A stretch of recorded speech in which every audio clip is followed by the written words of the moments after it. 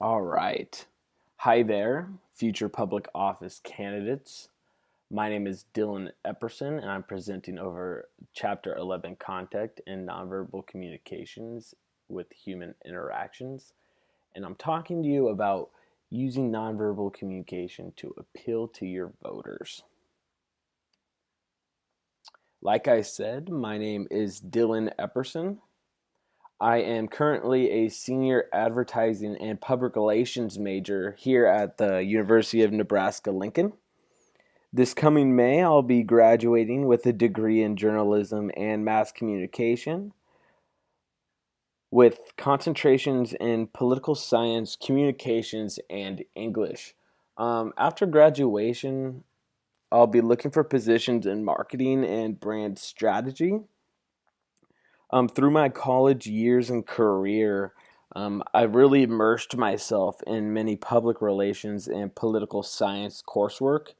I'm here to discuss how to better appeal to your audiences and be better remembered as an informed and lead candidate in which you are positioning yourselves now. So, first off, I would like to talk about the characterization of voters' voices. So, as a public figure, taking into account of your local citizens is an extremely important aspect of your job. You never want to label yourself as a certain way, or you don't ever want to label someone else in a certain way. So, being able to emphasize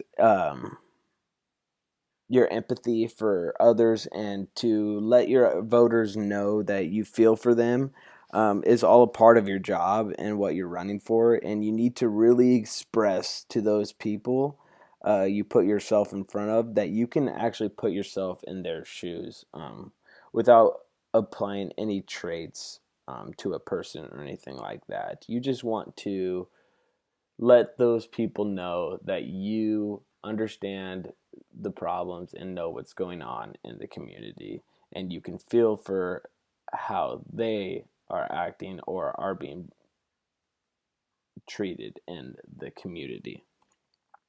So for our proscription here, um, I have be careful of how you characterize or generalize a voice. Um, do not go to the next level by inferring a person's mood or a specific personal attribute of that person. Say a person is asking a question at a rally or a debate, and you don't want to express a knowing of any of the character qualities that this person may or may not have just by their voice. For you may be wrong and offend this person, obviously, um, and any negative context should be avoided and ignored, obviously. Whether you think that the person is competent, even competent, intelligent, or not, these thoughts should always be internalized just with yourself. And for benefit, by not jumping to conclusions or inferring on a personal character trait or whatnot, um, just based on their voice, you'll be able to avoid any negative interaction with them. Also, in today's world and society, if you were to offend someone, um, you could very easily and potentially offend a wider range of people or even a group of people. Moving on, when assuming that because someone that doesn't look the same or is of a different culture can't read emotion through nonverbal actions as sufficiently as those that are from the same culture, that's just not true. So do not assume that a person of another culture cannot read emotions by a voice.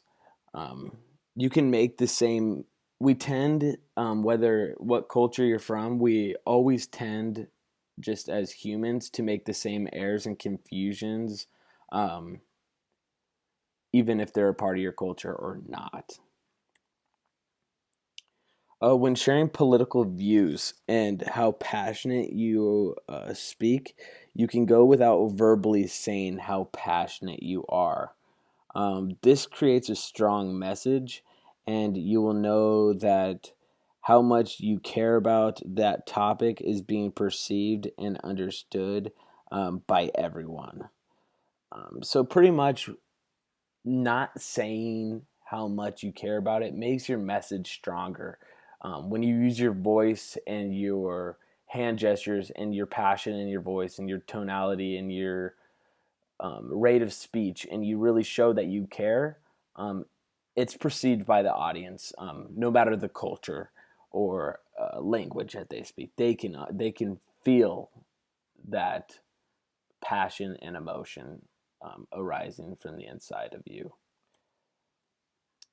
And the benefit from assuming that those of the other culture can understand your emotions, because it makes your message stronger, like I said, and goes without saying. Um, you know that you do not have to worry if your emotions are being perceived correctly, as long as those feelings are overall really genuine and consistent with what you're saying.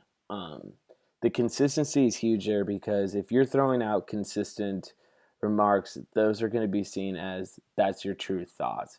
If you're throwing out inconsistent thoughts, they're going to be confused and probably you'll lose a lot of credibility and believability. Thirdly, public speaking is a huge part of the political sphere. Um, the biggest problem those face is not being remembered or having a presentation or speech that lacks engagement with the audience, making for a really boring event overall. Being different, engaging, and memorable is what you're overall seeking. So, for a prescription, when public speaking, do not maintain a constant rate or volume or pitch.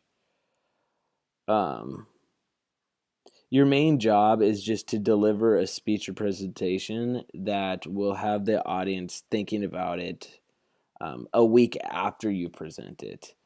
Um, so don't have that constant rate of speech. You can drag things out, and you can raise your volume or lower your volume when it gets serious, and you can emphasize using your speech differently and your pitch differently when you get to certain points in your talk. And when you really want to grab their attention, you can really switch it up, and it'll keep them engaged, and um, the audience won't ever lose their attention with you. And for our scenario, you're given a speech on your thoughts of climate change. You knowing this is an extremely important topic and that many care so strongly um, about it, end this talk and establish your opinions and thoughts on the issue. Don't take the stand with a relaxed tone or volume, for it's a very serious issue.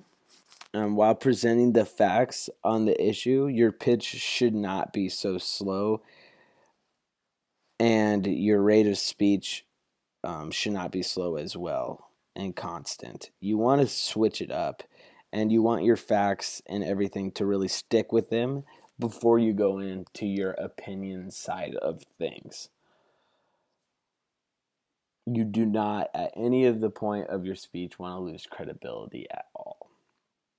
And for a benefit, um, if you avoid habitual speech patterns that many make, you will separate yourself from the competitors in at least one aspect right from the start. You will be more memorable to your audience, and they will feel more engaged throughout the speaking.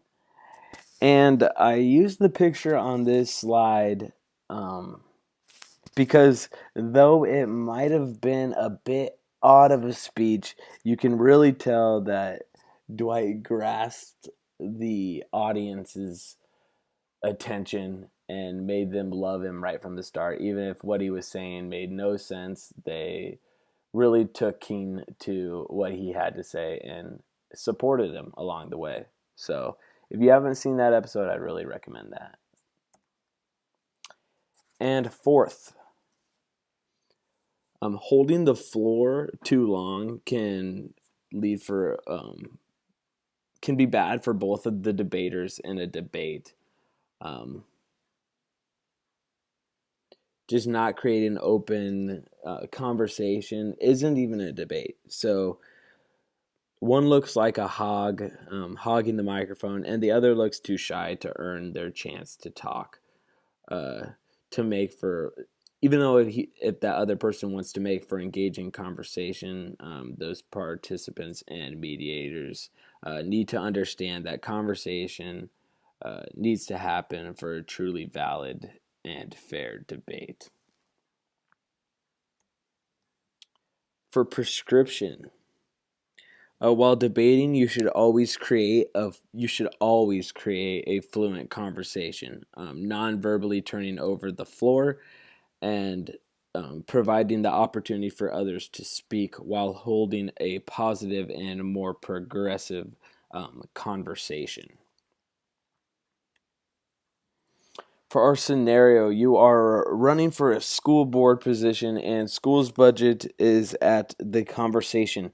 You being strong in favor for this athletic program, the opposing candidate wants to cut their funds.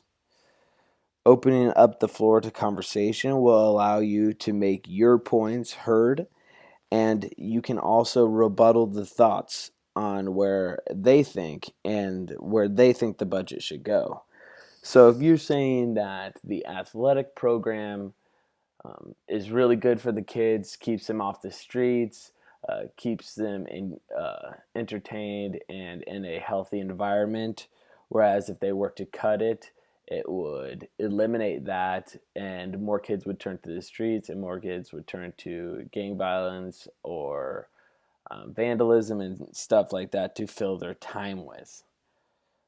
So allowing the chance for someone else to speak would also allow you the chance to rebuttal from what they have to say, which could make your sense a lot stronger and your opinions a lot stronger.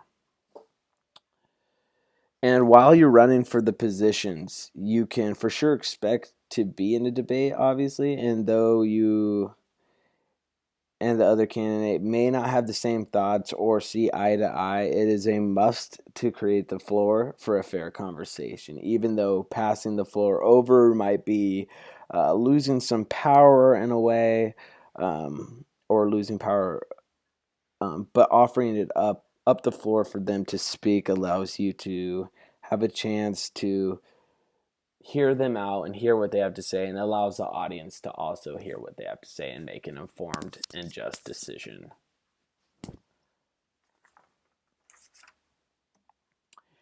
And finally, perfecting your public speaking by focusing on some vital feature that will make for a polished and a professional talk.